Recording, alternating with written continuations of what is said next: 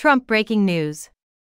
The internet mocks Trump after his $80 million defamation suit lost. On Friday, Donald Trump lost twice. In addition to being the target of cruel online comments, the ex-president had to deal with a jury's decision to award writer E. Jean Carroll $83.3 million in damages for slander. Longtime advice writer Carroll claims that in 1996, while she was a client of Trump's at the Bergdorf Goodman department shop in Manhattan, he sexually assaulted her. She decided to sue for defamation when Trump referred to her as a whack job and a fraud after she published her account of the event in 2019.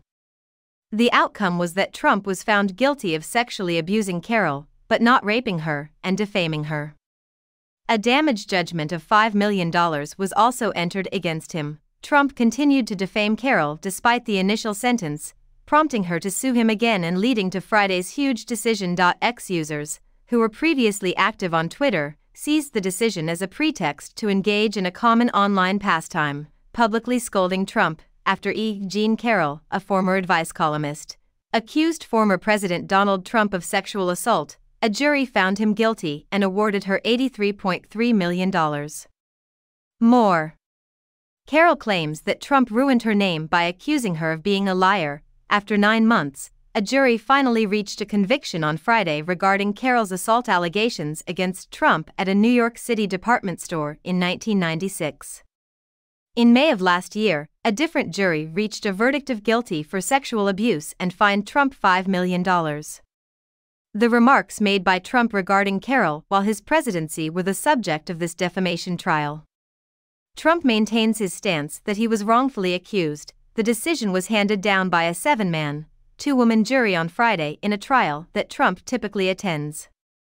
On Friday, he came back to the courtroom to hear his own lawyer's closing arguments and another Carroll attorney's lengthy rebuttal. Even during the judge's directions to the jury, he remained still. 10 species across 33 states are on the verge of extinction, according to U.S. wildlife officials. This was the second jury verdict in 9 months concerning Carroll's assertion that a 1996 flirty, serendipitous meeting with Trump at a Bergdorf Goodman store escalated into a violent altercation. According to her, Trump pushed her against the wall of the dressing room, undid her stockings, and then pressed himself against her. Carroll was awarded $5 million in May by a different jury. Although it did not find Trump guilty of rape, it did find him guilty of sexually abusing Carroll and then smearing her reputation by saying she made it all up. He has decided to appeal the award. In the first trial, Trump did not appear. In the second trial, he persisted on testifying and later expressed regret for missing the first. However, the court restricted his statements since he felt he had lost his opportunity to assert his innocence. On Thursday, he denied assaulting Carroll during his brief testimony before leaving court muttering, "This is not America." The amount that Trump, 77, should pay Carroll, 80, for 2 statements he made while president in response to reporters' questioning following the publication of excerpts from Carroll's memoir in a magazine, damages that were previously indeterminate due to legal appeals, was only asked of this new jury when they reconvened. The question of whether or not the sex attack actually occurred was not put to the jury for a second verdict.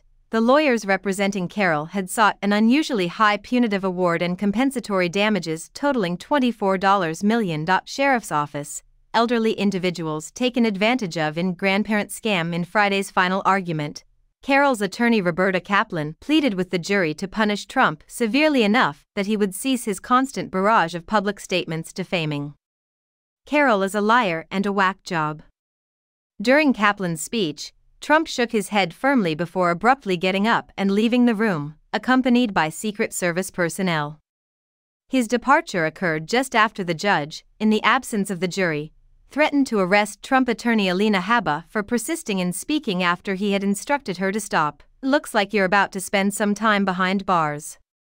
The judge ordered Habba to sit down, and he did so without hesitation. Just as Trump was closing in on a third straight Republican presidential nomination, the trial came to a close.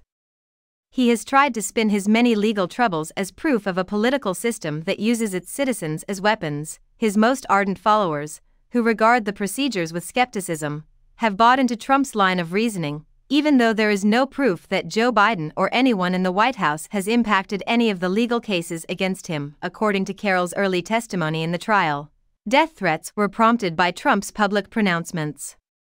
"He destroyed my credibility," she declared. "My goal in coming here is to restore my honor and put an end to his malicious rumors about me." She went on to say that she had alerted her neighbors to the danger, purchased ammunition for a firearm she keeps next her bed, and had an electrical fence put around her cottage in upstate New York.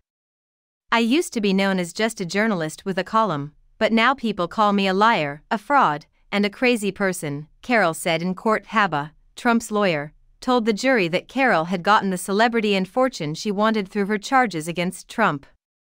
Damages were not warranted, according to her. Ashley Humphreys, a sociologist from Northwestern University, testified before the jury that Carroll's reputation had taken a knockdown hit of $7.2 million to $12.1 million as a result of Trump's remarks in 2019. Trump could not be allowed to attempt to resurrect matters resolved in the first trial. Kaplan offered him limited leeway when he finally testified. "It is a very well-established legal principle in this country that prevents do-overs by disappointed litigants," Kaplan stated. "He is bound and has lost it. No matter what he says in court today, the jurors will be told that he did it in their eyes." Kaplan stated, "That is the law." Just before Trump was about to talk, a question was posed to Trump following his oath of candor regarding a deposition in which he had referred to Carroll as a whack job and a liar.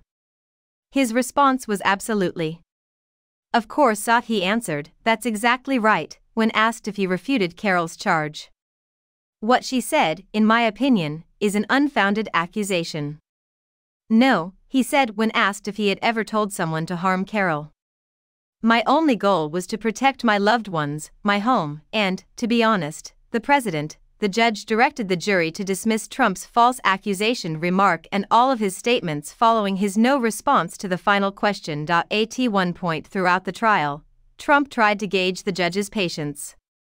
Within earshot of the jury, he berated his attorneys for what he called a witch hunt and a con job, and Kaplan threatened to kick him out of the courtroom the next time he did it.